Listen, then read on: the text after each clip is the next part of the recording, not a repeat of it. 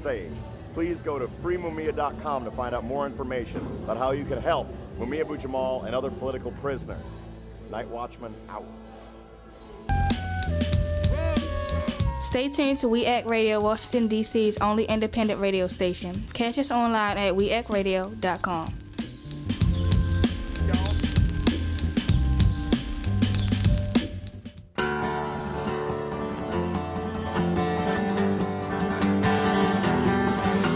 You knew what they were saying when they think you cannot hear. If you understood what they do, if for you it was so clear. If you knew they shut down the factory in an economic ruse. If you could kiss the cheek of the child in the sweatshop that made your shoes. Every time we went to war to fight our evil foes, they told you we were really fighting for the good of CEOs. If you could feel the hunger of the many, see the riches of the few. If they told it like it is, what if you knew? You're listening to Clearing the Fog, speaking truth to expose the forces of greed with Margaret Flowers. And Kevin Zeese. Another great show. I'm excited about this one. I know, you're looking forward to this one. You've been talking about it all morning and a lot of yesterday. I know he's a pretty interesting perspective from psychologist Bruce Levine. We'll hear shortly. Absolutely. First, a little bit of news. TPP negotiators were meeting in Salt Lake City the past 5 days. They continue today. This, I think, is the last day of this meeting before they go to Singapore in December. What was breaking news over the weekend is that the U.S. Assistant Trade Representative for Intellectual Property, Stan McCoy, has been using outrageous bullying tactics to get negotiators from other countries to accept policies that will actually be harmful to the health of their people and to the people in the United States. Yeah, he's pushing pharmaceutical profits. Perfect for this show. Exactly. Pharmaceutical profits ahead of people's needs. Absolutely. And we're talking here about pharmaceuticals that they want to give evergreen and lengthy patents to, so that generic medicines can't go on the market and countries won't be able to afford the prescriptions. People won't be able to afford the prescriptions, and countries that have national health care systems will find their budget-breaking pharmaceutical numbers go up and undermine those national health systems. And the United States will continue to have that problem too. We already paid the most in the world for pharmaceuticals because of that. And he's just using these unethical tactics to push an unethical policy. Exactly. So we have a petition going. It's up on popularresistance.org. Please sign it. We're going to deliver that to Stan the Man himself on December 3rd. We want to get that name out there. He hides as a bureaucrat. He's actually a Covington and Burling lawyer that's a law firm that does probably a lot of work for pharmaceuticals, and he intellectual property kind of protections in the United States, and now he's doing it internationally with working for the United States Trade Representative, Stan McCoy. Right, so we want Stan to know that let's not let him hide in the dark. The American people expect that if he's negotiating on our behalf, he does it in a way that's respectful, democratic, and transparent. Really, does that sound like the United States? Respectful? No, but this is what we want it to be, so we're trying to make it like that. All right, quickly, Black Friday. Yes, Black Friday coming up. 1,500 protests planned around the country at Walmarts and I think Target also. And you can go to just put Black Friday protests into your Google and you'll be able to find it. We have Popular Resistance has it as one of our top stories. There's a link on that article to where you can find a Black Friday protest in your community so you can participate. We want community support for Walmart workers. Yeah, the Walmart workers have been doing tremendous work, and this is really a time for us to be out there on the streets with them. So we encourage you, go to popularresistance.org for Much that. better than being part of the consumer society on Friday. Right, we need to get away from that consumer society, and one of our good friends and proponents of getting away from that society is Brian Wilson. Brian Wilson, a vet who's a peace activist, and he's written a great piece about Thanksgiving, kind of a real reflection on the history of it, and it'll blow you away. We'll be putting it up today or tomorrow for the Thanksgiving reflections moment that we all should go through to see what it's really about. You know, we're a country so based on myth that it's important to see the truth. Right. And when you see the truth, you understand why we have so much violence in our culture too, which our history is one of pretty extreme violence, and you'll see that with the Thanksgiving history. Right, so getting to the truth is exactly what our guest today does. Bruce Levine is a practicing clinical psychologist in Cincinnati, Ohio. He writes and speaks widely on how society, culture, politics, and psychology intersect. Dr. Levine's most recent book is Get Up, Stand Up, Uniting Populists, Energizing the Defeated, and Battling the Corporate Elite. I also recommend Surviving America's Depression Epidemic, another book by him that's great. He writes frequently for Salon, Alternate, Truth Out, Counterpunch, Z Magazine, and the Huffington Post. And his website is brucelevine.net. He is also a member of the Green Shadow Cabinet, as we are. That's right. Part of the Health Council. Good morning, Bruce. Good morning, Margaret. Good morning, Kevin. Thanks for joining us. We really appreciate it. Great to be on. Thank you. So we have so much that we want to talk about. Can we start out by, can you tell our listeners a little bit about your history? You were a psychology graduate student in the 1980s and what you saw and what path you took because of that. Well, in the 1980s, some drastic things were happening in America, but also in psychology, psychiatry, which sort of tends to follow in goose step with America, especially with its swing to the right in the 1980s. So Ronald Reagan becomes elected president in 1980. The whole country, politicians and corporate leaders are sensing this swing to a more authoritarian society that where there's less questioning of illegitimate authority.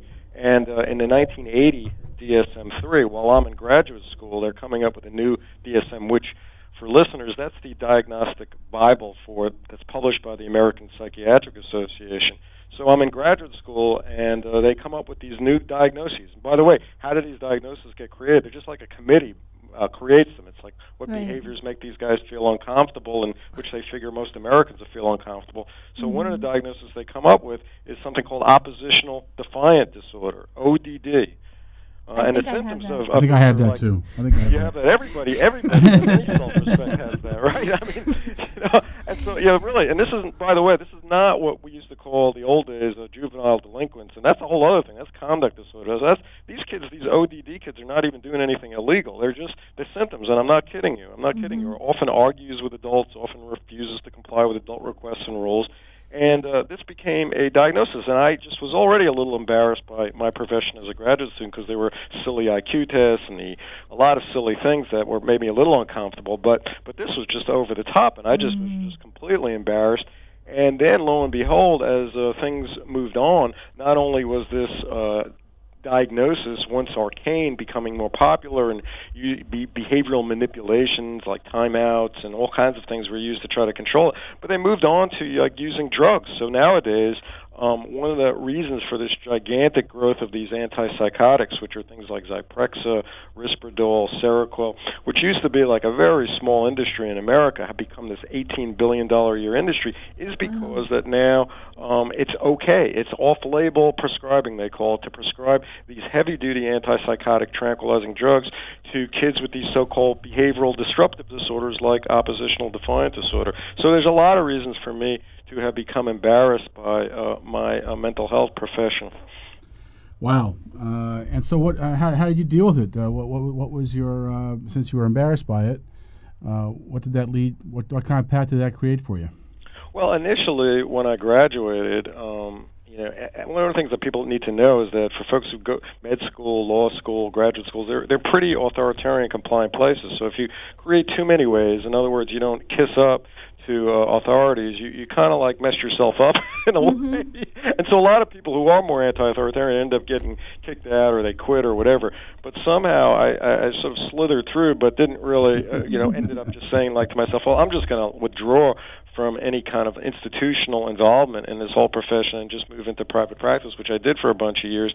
But at some point, like many of us, you just get so embarrassed, you get so angry that you end up doing things to kind of want to separate yourself out from the pack. I mean, I used to joke around in the mid-'90s that I was afraid when all these kids grew up who had been prescribed these heavy-duty psychostimulants, these amphetamines, just because they were bored by some teacher, or that they were being drugged with these antipsychotics because they were behavioral disruptive, that one day that they were going to wake up and they were going to wreak some havoc on shrinks. I wanted to separate myself out. So it was purely selfish, my initial motives there. I guess, I'm half joking there. Right, of course.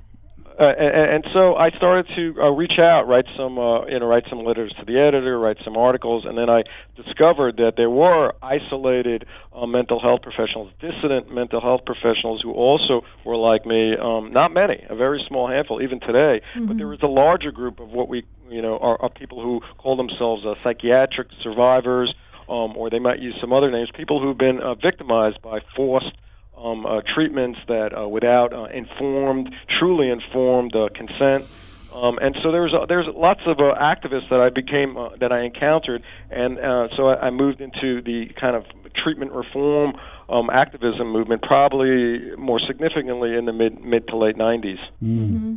Interesting. So what interests me in your writing is you write about how kind of the mental health profession, and I think other professions as well, are part of maintaining the status quo, the power structure that we have. Can you talk a little bit more about that?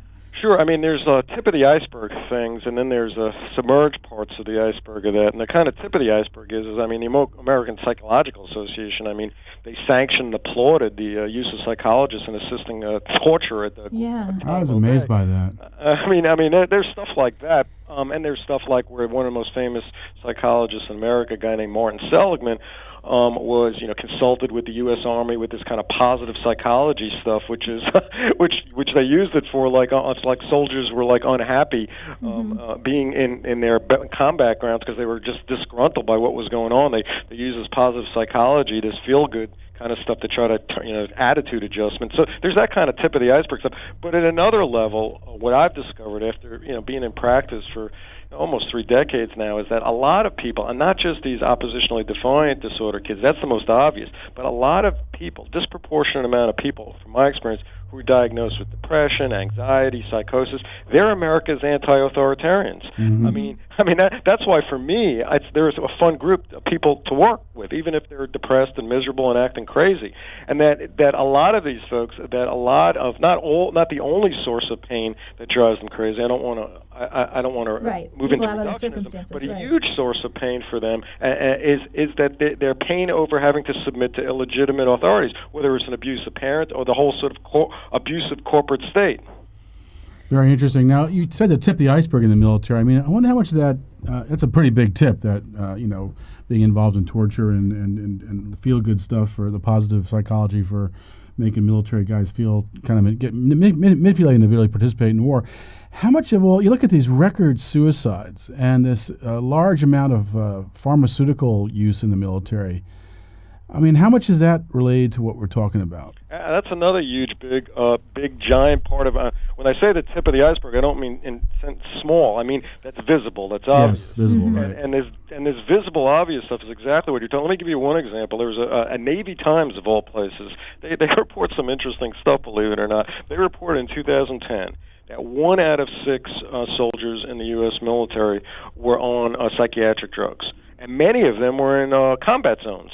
That these folks were falling apart for good reason. They were starting to question why the heck they were there. There was enormous traumatizations going on. There was good reason. So what do? Well, back in the days, here's the real troubling thing about the kind of psychiatric pharmaceutical industrial complex. Back in the days of Vietnam, when guys were just as troubled and they started using heroin in Vietnam, that's what I was thinking of. America uptight. It got the military uptight even enough to think maybe we should stop this thing. We're going to lose our big toy called the U.S. Army. Right. But now when you have people in my profession, psychiatrists, psychologists, saying, oh no, they just are having some disorder, some disease, that we can treat that with, again, psychotropic drugs. And again, we can get into the whole hypocrisy between illegal drugs and psychiatric drugs. But when you engage in that hypocrisy and now you start treating with these mind-numbing psychiatric drugs, now what you've done is you've made it less obvious that this military is once again falling apart here, that guys are having to be put on, massive amounts of guys are having to be put on drugs just to kind of maintain a ridiculous wars. Right. Well, we have to take a quick break, and then we want to really get back into this some more. So the song that we're playing for this break is called Get Up, Stand Up, to go with your recent book.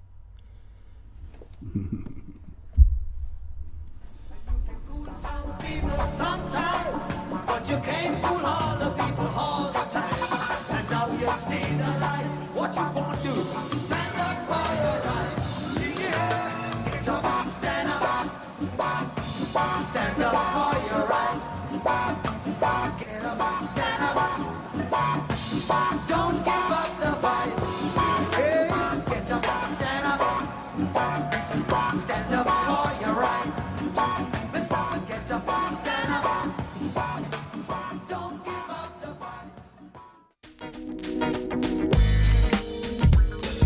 You're listening to We Act Radio, WPWC 1480 AM.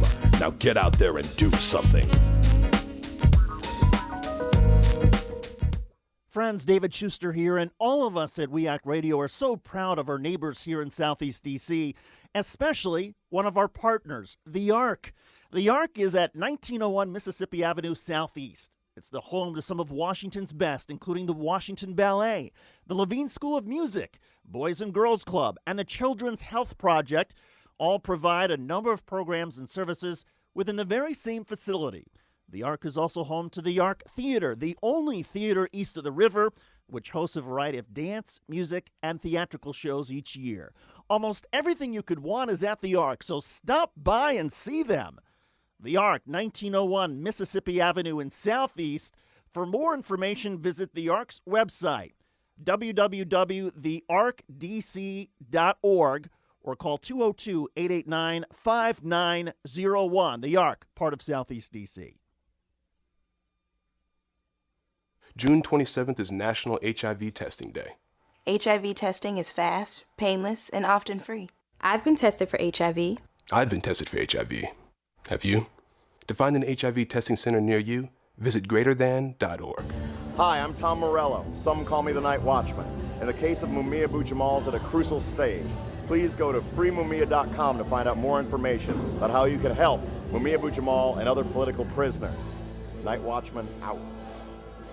Hi, this is Chris Hedges, and when I'm in Washington, I don't want my news filtered through corporate sponsors. I want to hear the truth, which is why I listen to DC's only independent radio station, We Act Radio, 1480 AM, WPWC, Washington's progressive working community. We Act Radio, do something.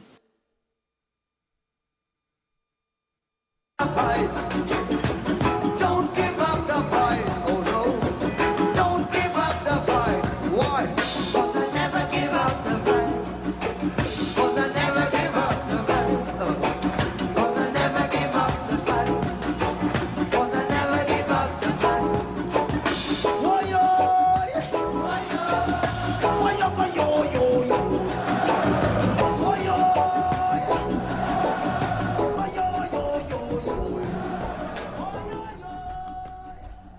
You're listening to Clearing the Fog, speaking truth to expose the forces of greed with Margaret Flowers. And Kevin Zeese. And our guest today is Bruce Levine. He's a psychologist who, Kevin is showing his most recent book, Get Up, Stand Up, and he writes about the intersection of, society and politics and culture and psychology. And we were talking just before this break about kind of the use of drugs in the military to kind of get soldiers back out there on the field that are reacting to a real situation, a really dysfunctional situation.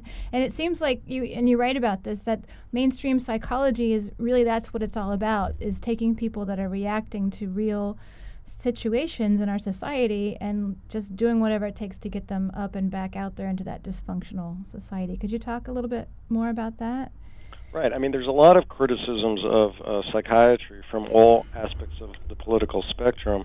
But one of the criticisms, is a lot of folks who are dissonant psychiatrists, psychologists, a lot of them are just very critical of the basic, if you take a look at how ineffective these drugs are, the risk of these drugs compared to how effective they are. So there's just a lot of scientific reasons why there are a lot of people critical of these psychiatric drugs. But on a more political level, what's sort of scary is if you take a look at history, even really recent history, drugs have been used on political dissonance.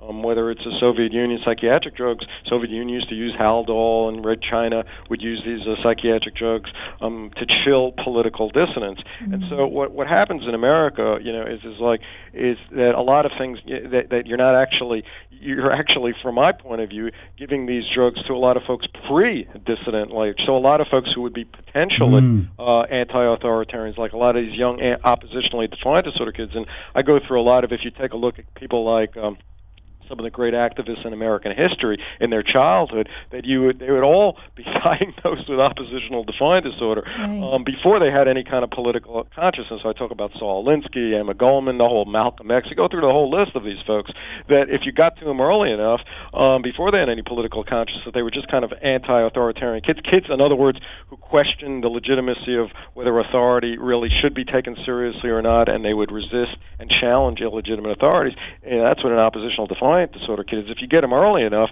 you can prevent them from even becoming politically conscious by medicating them. So there's a lot of that kind of thing that goes on, not just with these ODD kids. For a lot of folks I've talked to who have been diagnosed as psychotic, these psychiatric survivors that I've talked about before, amazing, a lot of these folks, when you hang out with them, and I've spoken to them in large numbers, they are the most kind of anti-authoritarian folks I know who get it, really, about the military-industrial complex, the energy-industrial complex, the psychiatric-pharmaceutical-industrial complex. This is a group of people that really get it. Well, undermining those kids' critical thinking, and I mean critical and kind of criticism of the status quo, really is bad for democracy. It's just like it's such a critical component to making progress, is having that kind of constructive criticism in the culture. It's a huge element, and one of the things that I go through in terms of taking a look at all the kind of spokes in the wheel that have kind of subdued America. And this is what I was very interested in terms of writing Get Up, Stand Up about, is like, why was it there was so little resistance in American society compared to a lot of other societies where there was a lack of democracy, lack of social justice, economic justice. And not that I don't want to reduce it to this kind of psychopathologizing of noncompliance and medicating anti-authoritarians. I mean, I go through many other spokes in the wheel as well, but this felt to me not only a significant one, but one that being a psychologist, being in the profession, it was it's important for a guy like me to be speaking out a little bit more loudly on this one. Mm-hmm. Yeah, no, absolutely. And so, I'm wondering if you could also talk about how you're seeing that the same as in our education system, and it seems to be... That was another major spoke in the wheel, just how our school system really produces compliance much more. It's much more a compliant producing system than it is a kind of educational system. And that there's a long history. One of the kind of frightening things for me is if you take a look back, and this is true in terms of the mental health profession, but also in terms of the school system. If you look in the 1960s, 1970s, when this problem wasn't so bad, you saw a lot of people across the political spectrum, from left anti-authoritarians to libertarians to lots of folks just well aware. They just remembered their own school experience, and they remembered that it was mostly, with the exception of a couple of wonderful teachers, but mostly it was a place where they really didn't get educated. They just learned, it was a place where they were punished and reinforced to be compliant to whatever authority that was around. Mm-hmm. And that was something that was really clear, much clearer, I should say, in 1960s, 70s. It didn't sound radical at all. Mm-hmm. And as the problem got worse, with all this No Child Left Behind testing and all of these kinds of Republican Democratic policies to create a more authoritarian, more miserable school for teachers and students, as the problems get worse, it just becomes forgotten about. And that's really the case with a lot of things. You see, as you have like one outrageous war, it's more likely you're going to have resistance to it. And then if you have 3 or 4 going on, it just becomes like, well, this is just what is. I mean, that's just part of what happens psychologically to a lot of people, that when they get overwhelmed by the amount and the size of a problem, there's just almost less resistance to it. Right. And so, I mean, and so who does this serve ultimately? If we're teaching our children to be, yeah, and how conscious is this effort to use various professions, including psychology and psychiatry, to control people that way? Is this like, how conscious do you see this, or is this less a natural? How does this phenomenon develop? Well, I don't think it develops in a kind of straightforward conspiratorial way. Like there's a few guys at the top that they sit around and they figure it out. Like this is a way to make folks more compliant. I think it happens the way a lot of things happen in America, because anything that benefits certainly a lot of gigantic corporations, which this kind of drugging of America has certainly benefited a ton of pharmaceutical companies, is more likely to stick around. And in terms of the schools, I think that if one of the things that people have really kind of like lost track of in America is that the difference between really schools and education. And they have kind of bought into a certain degree of propaganda that they become terrified by the sort of university industrial complex, for lack of a better word, that if their kids don't go to college, that they're losers as kids, they're losers as parents, and so this has allowed for gigantic number of kids racking up huge amounts of student debt, and it has basically because there's these huge money making involved in terms of getting folks to be prepared to go to college. You've got terrified parents who will accept more authoritarian schools that just care only about grades. And so there's a kind of whole sort of there's like as Emerson said, sort of the wave of evil washes over all our institutions alike. And so I think that's part of what happens. But generally, I guess a big part of it is that those at the top of the heap, their major interest is in maintaining the status quo, and whether they're in the corporate media or politicians, anything that maintains the status quo, whether they're conscious of how it's doing it or unconscious of how it's doing it, is going to be a good thing for them. It's something that they're going to put their weight behind. Yeah. I mean, we live in an interesting time, and I see, I have 3 teenagers, and they've grown up really in an era where on TV there's so many commercials, these pharmaceutical commercials that give these kids the impression that if you're unhappy at all, or if there's something wrong with your life, or you have some sort of defect, there's a medication that can fix that. But don't use those illegal ones. Right. but what I wanted to get into is how there is, I think, in this realm, the fact that social policy does shape this, and that we've created this environment in education where if public schools want to stay open, they have to meet these certain performance levels. And so that means you've got to get those little soldiers, if they're upset with the curriculum, you've got to do whatever through behavior modification or pharmaceuticals to get them back in there into that system and succeeding by their definition of what that is. So don't you think this is a place where social policy does have a big impact on? Sure. I mean, at so many levels. I mean, a lot of Americans, again, don't. When they first started doing these pharmaceutical commercials on TV, people thought it was a little weird. Why? There's only one other country in the industrialized world that allows these pharmaceutical commercials on television, and people knew it was weird. And then it just as they became more and more, as it was allowed, as it was allowed by the FDA and the Federal Trade Commission, they allowed these things. It became, it just sort of came accepted that it's okay for this kind of stuff to go on, and you see when you talk to young people today, college students, huge numbers of them are taking these antidepressants and amphetamines to get through a rough class, and it just becomes more of an acceptable thing that it's reasonable if you're bored or you're depressed not to kind of take a look at what the heck is boring you or depressing you, but to just kind of do some drugs to kind of get through, just like those and it making sort of everybody like those guys in Vietnam who felt like, wow, there's no way they're getting out. Let me do some heroin to kind of get through my time here. Wow. Yeah. We need to take another quick break, and then we want to come back to talk some more with you, Bruce. And this is a song by David Rovix called "I'm a Better Anarchist Than You." We thought you would enjoy it.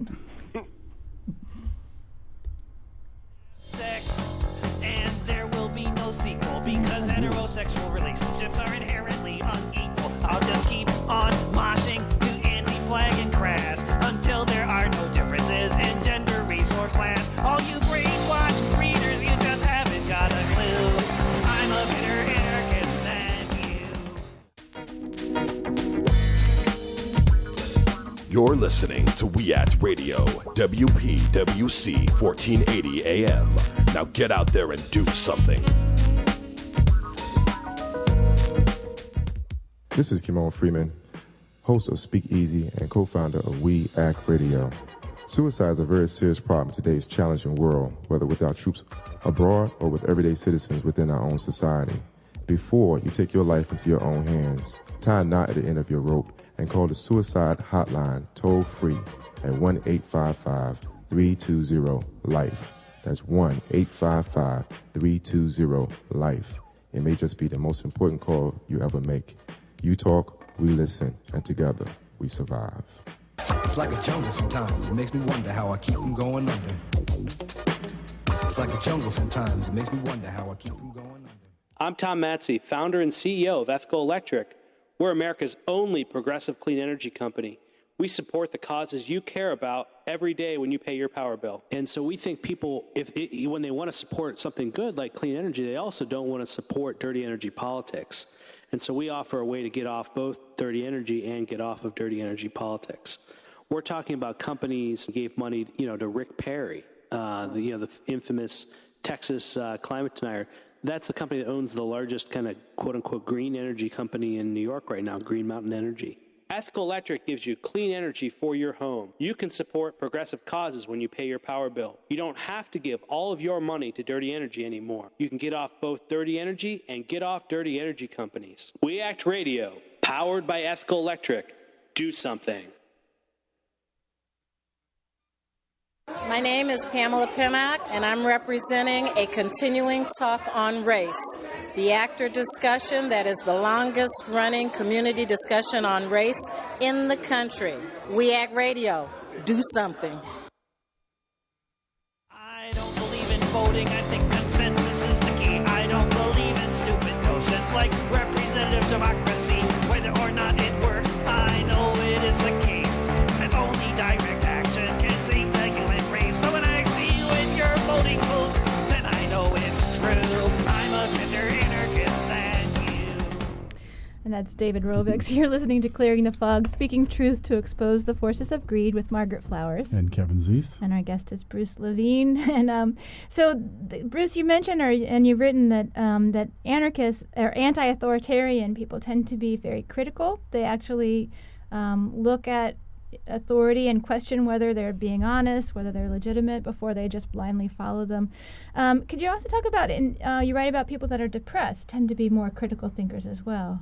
Right. I mean, there's lots of research on this kind of thing where they did things where they took a look at people who were depressed and non-depressed, and they subjected them to certain kind of experiments to assess whether they can whether they knew how much power or lack of power they had over controlling events and experiments, and they found out that the people who were more depressed were actually more critically thinking. So in other words, they one of the things that happens is, and I know this from experience from working with a lot of depressed people, is they get it a lot of times, but just about how powerless they might be in a specific environment on the job, in their family, or in just in the entire corporate state. Whereas a lot of people who are not depressed, they're sort of like in denial. Right. So I'm not saying that that's true across the board, in both ways, but there is part of that, and so part of the also problem is that we know from antidepressants, we know from lots of studies out there, and now even establishment psychiatry is even admitting some, is that most of the way these antidepressants work is through a placebo effect. In other words, they work to the extent people have faith in it and they believe in it. Well, a lot of critically thinking people have a difficult time having faith and believing in anything. Very interesting. And so a lot of what I talk about in my previous book that Margaret referred to, the depression book, The Surviving America's Depression Epidemic, is that a lot of how people come out of depression is finding something. It's really a book for critically thinking depressed people. It's just like, how could you find something that you can have faith in and can believe in that doesn't insult your intelligence? That becomes a crucial key problem that usually, from my experience, psychiatrists and psychologists don't lay it out that way. There's a couple things in your depression book I want to get hear you talk about a little bit. One was about how depression, we're kind of going through this epidemic and the age of onset has changed greatly. And the other is talking about the difference between depression and demoralization, which I think was a really interesting contrast. Well, I think for myself, depression really, what it is it's a kind of strategy to shut down overwhelming pain. I mean, that's what depression is. I mean, it's if you take a look at people, their pain can be from physical problems, economic problems, interpersonal problems, or whatever. And when you get overwhelmed by emotional pain, you tend to develop certain strategies so you can survive. Some of them is just moving into drugs. Some of it is moving into just a kind of shutdown of your pain, which depression is. But the problem is that there's all kinds of adverse effects in terms of immobilizing you in general. And so a lot of the way I try to kind of think about it is like, what do you really need to get out of depression, which, by the way, is really what you need to kind of start political activism, which I move into in my next book, which is the whole issue of morale, right. Which, from my experience, again, one of the other embarrassments, and I could go through a long list of embarrassments of my mental health profession, is that one of the things that really was clear to me as I'd gone through periods of depression, that nothing that what I went through in my graduate and postgraduate training would have helped me, because none of these folks, almost none, I should say, realized or were skilled and talented in the whole art of morale building. These psychiatrists, psychologists, and the people that I've met in life who were really talented in the whole craft of morale building were really more likely outside the mental health profession than inside of it. Yeah. Wow. Want to get into how you get out of this? Just before we do that, I just was wondering if you could talk a little bit more about. I mean, you mentioned that that there's a big placebo effect with antidepressants, but that research is not widely published. The research is so interesting. You when wrote you about how it, like the FDA and the National Institutes of Mental Health actually kind of that the research that doesn't show a positive result from antidepressants tends to get published, whereas that shows a not positive result doesn't. Can you? Well, what happened, and it's funny, when I talked about this in Surviving America's Depression Epidemic, which was published in 2007, it was like, it cost me. A lot of publishers were saying, like, where'd this come from? We were afraid to publish this kind of stuff. Really? So, yeah, well, eventually Chelsea Green, they actually, I showed them the research, and now this stuff, by the way, is actually have moved into the mainstream, and it's on, I saw 60 Minutes cover. What was Chelsea Green worried about? No, Chelsea Green wasn't worried about it, but I mean, eventually they were just. It just seemed so shocking for them that they had never heard about it, that they wanted to know where the references were, and outside readers and all that kind of stuff. But eventually they went with it. Whereas a lot of the old mainstream establishment corporate houses, it didn't matter for them. They're not going to run it because, well, for a variety of political, financial reasons. But here's the thing: a guy way earlier, a guy named Irving Kirsch, who was a researcher, what he did was just real simple. He went to use the Freedom of Information Act, and I don't know why the heck he even had to do this, but this is America. He had to use the Freedom of Information Act to get a hold of published studies and unpublished studies by drug companies. See, what happens is drug companies are supposed to like let the FDA know of all the studies that they're doing. Now, they only publish studies that make their drugs look good. They only have their researchers publish them. But all of these studies are supposed to be known to the FDA. And he used the Freedom of Information Act to get a hold of all of these studies. And when he showed what it looked like, when you took a look at published and unpublished studies, that the antidepressants overall failed to outperform the placebos. And so this was at some point, he had a hard time getting this out, and so some of us are trying to help him get it out everywhere we can. But eventually, and there's maybe a variety of good reasons and cynical reasons why this has finally come out there. But now Kirsch is out there, like I say, on 60 Minutes, and has become more part of it should be mainstream psychiatrists and psychologists should be aware of it now. Wow. Oh, that's good. It's amazing how we are some of the issues that we have problems with. It's because we are a myth-based culture, and whether it's historical myths like the whole Thanksgiving myth and beyond, or whether it's news media myth, or now you're telling us even scientific literature myth. The myth is like we live a myth. We can't face the truth. Right. It's pretty scary. I also thought it was interesting, and maybe if you could comment on the most recent Diagnostic and Statistical Manual number 5, and the fact that the connection between the task force that created that and the pharmaceutical industry, and also I thought it was interesting about how the person who was part of DSM-4 actually spoke out about that. Right. I mean, again, people should realize that the DSM, which is American Psychiatric Association publication, and the diagnostic manual used by mental health professionals, diagnoses are created basically by a committee. I mean, not by any science, and it sort of seems to come down to what they are uncomfortable with, what human behaviors they're uncomfortable with, and what they guess America's uncomfortable. That's why homosexuality was a mental illness in the first DSM and the second DSM, which came out in 1968. And then, gay activists came around. They got big in the late 1960s, early 1970s, and they scared the hell out of American Psychiatric Association, and they were able, through political activism, they eliminated homosexuality as a mental illness in 1973. And so, unfortunately, like I said, in 1980, the DSM-3 3 comes along, and there's no longer homosexuality in there, but there's all of these new childhood and teenage diagnoses. Right. And so by the time we've got DSM-5 that you're referring to, Margaret, which just came out this year, it's, again, another huge expansion of mental illnesses, one of which, probably the more famous one, but there's a lot of new mental illness expansionism, but one of the ones that really was most appalling was the pathologizing of grief, which, if you take a look at the old DSMs, what they did was that there was kind of a grief, a bereavement exclusion. So in other words, if your most important person in your life just died and you were suffering from depression symptoms, for a while, you got an exclusion from being diagnosed with depression. Right. But nowadays, what they've done is like, well, if you don't snap out of this pretty quick, a couple of weeks, and you have the most important person in your life just died, and you still have depression symptoms. In other words, you have difficulty sleeping, and you don't have much ambition, and you can't eat, and all that stuff. Well, then you should be diagnosed with depression according to the DSM-5, and you should be put on, obviously, on antidepressant drugs. Well, this is so crazy, and this is the part that should be encouraging to a lot of people. Crazy. It gets so crazy. What happens, and we can talk about this in a lot of different parts of history, when these expansionist, imperialistic, insane institutions get arrogant, and they get so arrogant they make stupid mistakes, and they start to fall under the weight of their own stupidity to the point where the more sophisticated, politically astute establishment psychiatrists, like who you're mentioning, this guy named Alan Francis, who was the head of the DSM-4 task force, and the DSM-4 was no winner, I should tell you, either. It's pretty expansionist, but he realized this thing was so ridiculous that he started to trash it, and all over the country, wrote a book about it, and so there's a lot of actually establishment psychiatrists who realize, wow, these guys are going too far. We want to get off of this ship. So an alternative, what you're saying basically is that a counter current occurs, an alternative psychiatry culture or psychology culture. Right. I think that's the kind of good news that happens in history here.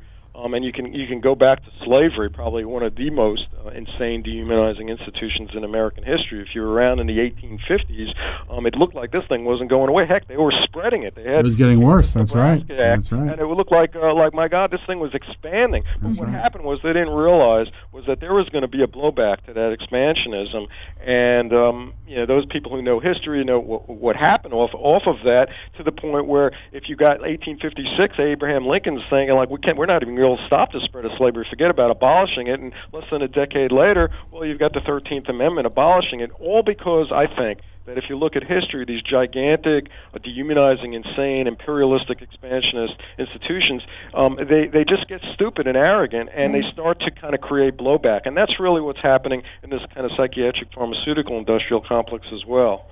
So often the undercurrent becomes more important than the dominant current. And I think we see that over and over again on not just psychology and psychiatry, but a lot of when you go too far, these guys don't realize it in their arrogances, but when you go too far, which is happened with the Fugitive Slave Act and the Kansas-Nebraska Act in the 1850s, a lot of people become radicalized that ordinarily wouldn't become radicalized, and that's part of the blowback, and there's other reasons as well. And that's happening now with the Trans-Pacific Partnership, the NSA spying program, so many things. I think when we want bankers that don't get prosecuted, you start to bump into what these gigantic, insane institutions don't realize. You start to bump into people who also, and other gigantic institutions as well. So what's happened with the psychiatric pharmaceutical industrial complex, they've started to bump into the kind of whole, insurance companies, which may be one of the only institutions in America here that are even bigger than them. And these insurance companies are starting to realize, slowly, are realizing that this huge over-medication of, for example, of America, say American kids, you've got a 35-fold increase since 1987 on the number of kids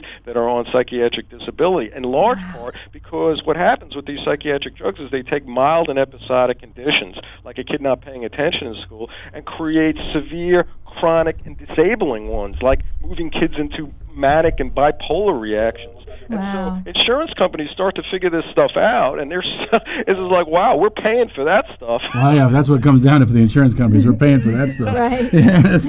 Or it comes down to some ridiculously wealthy people. Eventually, it's going to hit them up. It's not going to be your ordinary Americans. Right. It's going to happen to these people who are sitting on $50, $60 billion, and it's happened to their grandchildren. Right. Well, I think in our last segment we should talk more about that countercurrent. And Exactly. How that actually is more of a cure for depression than the pills are. Absolutely. Yes, but we have to take one more short break, and this one song is called "We Are the 99%." Oh, that's Very a great one. Uplifting song. Yeah, I like that one.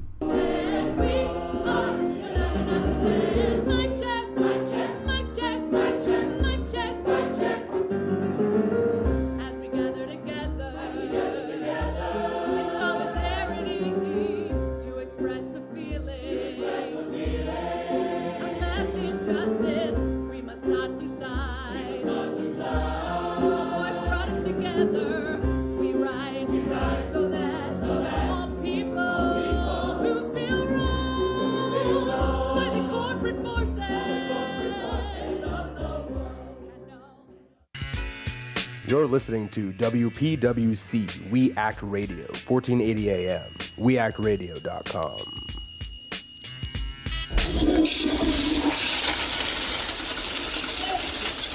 Toilet Plus always makes me think of the TPP. The TPP? What's that, Toilet Paper Plus? No, the Trans-Pacific Partnership. What the heck is that? It's the biggest trade deal in history, and it's being negotiated in secret right now. So? So, if it passes Congress, it's going to affect everything we care about. How can that be? I'm not making any deals with foreign countries. The TPP is a backroom deal for multinational corporations that will give them control over our laws even at the local level. It will make food less safe, allow corporations to pollute more, raise the cost of medications, take away our internet freedom, ship more jobs overseas, and more. Wow, I want to know more about that. What can we do about it? Go to flushthetpp.org and take the pledge. Stop the Trans-Pacific Partnership. What do I have to do? There's something for everyone to do. Talk to your neighbors about it, march and rally, hand out information, be part of the Fair Trade Brigade in Congress, and more. That sounds like fun. It is fun, but this is serious work. The TPP will give greater power to big corporations to profit with impunity, but we can stop them. Okay, I can do that. I'm going to go to flushthetpp.org right now.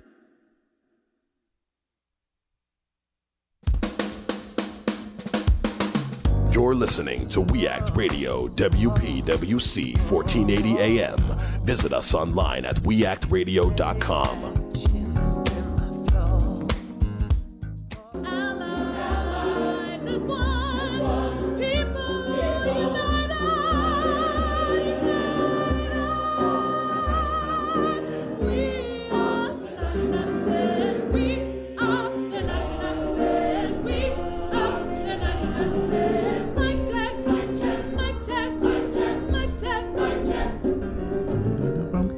You're listening to Clearing the Fog, speaking truth to expose the forces of greed with Margaret Flowers. And Bruce Levine, that was the declaration of Occupy Wall Street put to music. Exactly. Very cool. Yeah. Great declaration that came out of their occupation. That's right. So who are we talking to? Well, Bruce Levine. You announced him. I did? Yeah, you said Bruce Levine. Oh, did I? I'm sorry. That's Welcome right. back, Bruce. I'm sorry, we're having a little private conversation here.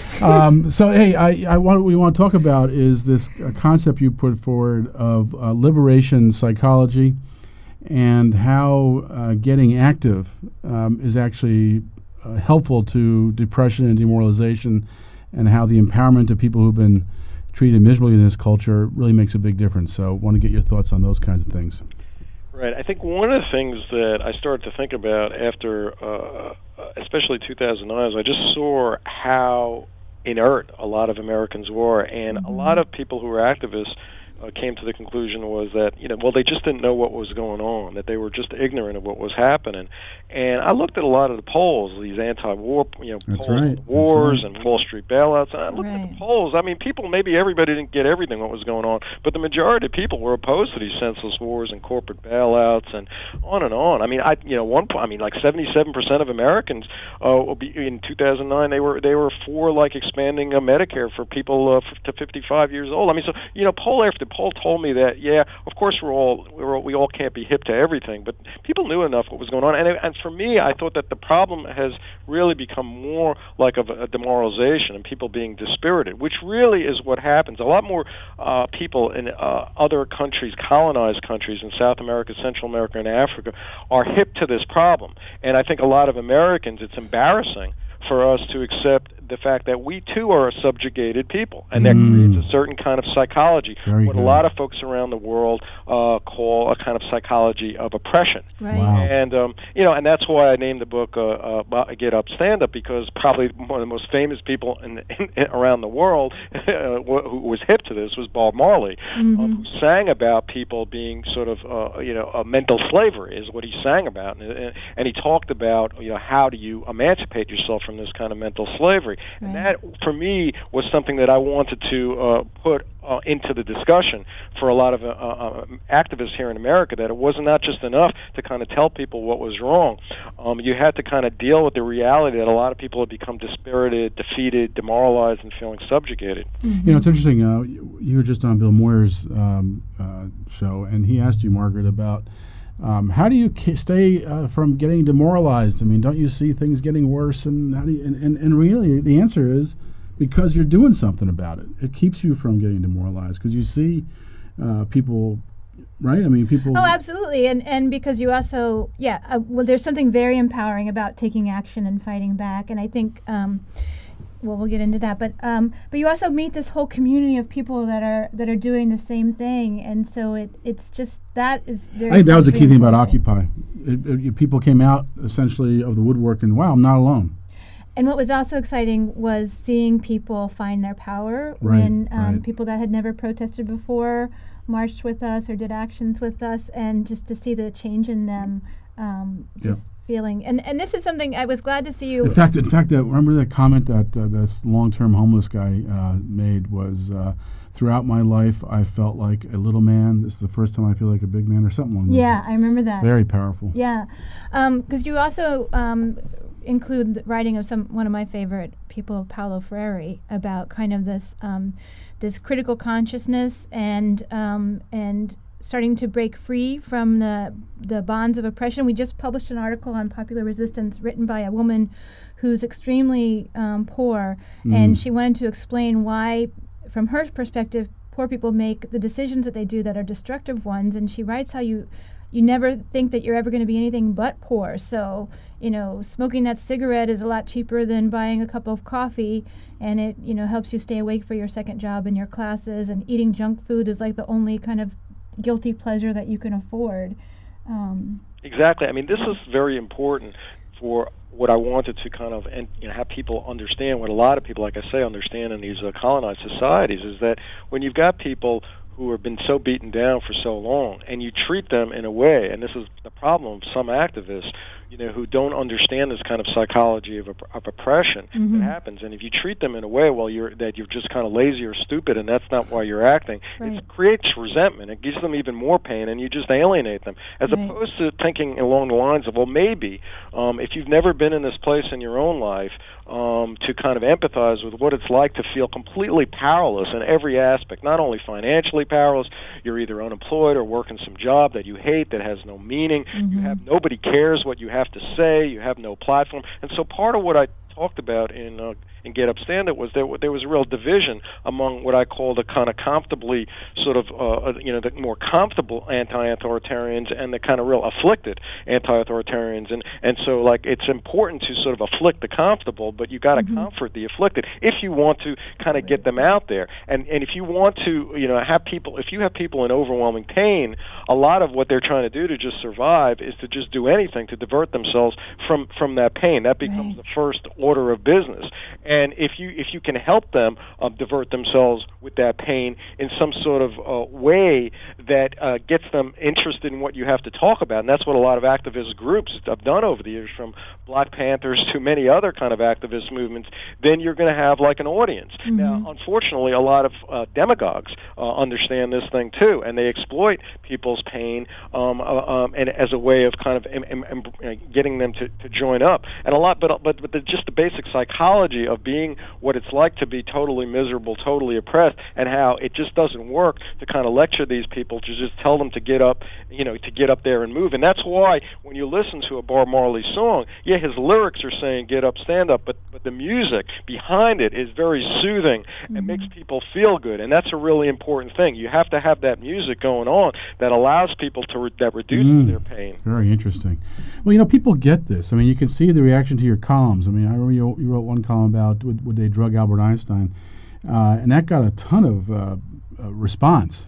Yeah, I mean, part of the lucky thing for a guy like me is that I had some confidence before I started writing these articles just on my own personal experience, but now that I get all of this feedback in terms of comments and personal email, when I write these ideas about, like, would they have drugged Albert Einstein, and how that there's this huge group of anti-authoritarian Americans who've just so beaten down that they just can't, they don't feel like acting, but they're diagnosed with depression. I mean, I'm like, well, totally confident that there exists this huge population, that there's this same population at bottom who were like part of the People's Party in America, that 8% of them voted for the People's Party in the 1892 election. There's a huge number of people out there, and Americans out there who are anti-authoritarians, who really care about economic justice and social justice. And I'm lucky enough to kind of get the feedback through my articles that they've just been kind of beaten down and depressed. And it's not that they're stupid or ignorant. Right. No, the opposite is true.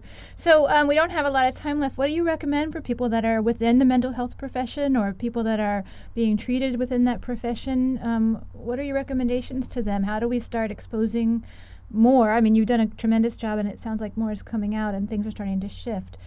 Kind of this connection between society and our mental health and the psychopharmaceutical industrial complex. Well, what I do is every chance I get talking to mental health professionals, I talk about this connection of kind of what I call like a repoliticizing emotional suffering and depathologizing it. And I think there's just lots of things that we can do in terms of kind of restoring the courage in our young people. I think I've written a lot of the reasons why there's so outside of, it's so exciting, and I agree with you, so energizing. I try to convey to folks, if you could have been at one at Freedom Plaza there, or down in Wall Zuccotti, down there in Zuccotti Square, if you could have been at these places, how energizing it would have been for you to be there. I mean, and how much that would have picked up your morale. But again, it takes a lot to get people who are totally beaten down to even give it a try. Right. And so part of the thing is that you want to really kind of understand where people are coming from, why it is that young people have been so support as opposed to making fun of them for not talking about political issues on campus.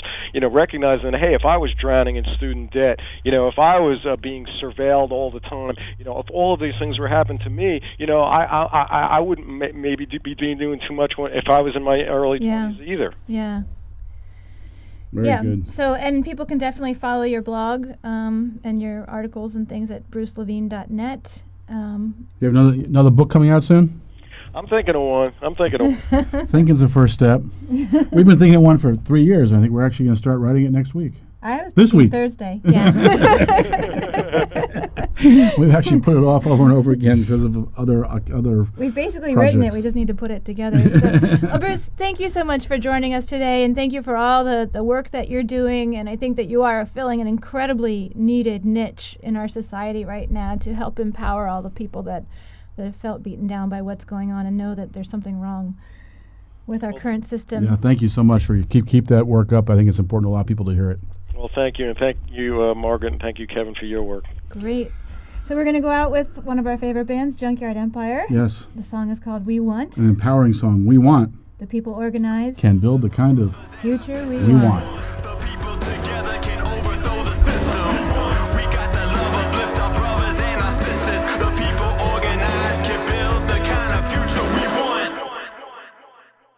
This is Margaret Flowers. And I'm Kevin Zeese. Join us every Monday morning at 11 a.m. for Clearing the Fog. Speaking truth to expose the forces of greed. Start the week with your eyes open. The fog. The forces of greed that spin news stories for the benefit of the 1%. Each week we feature guests who are working to expose these truths and offer real solutions to the current crises we face. Knowledge is power, and with knowledge you will be empowered to act to shift the power to the people. Monday mornings at 11 a.m. on weactradio.com or 1480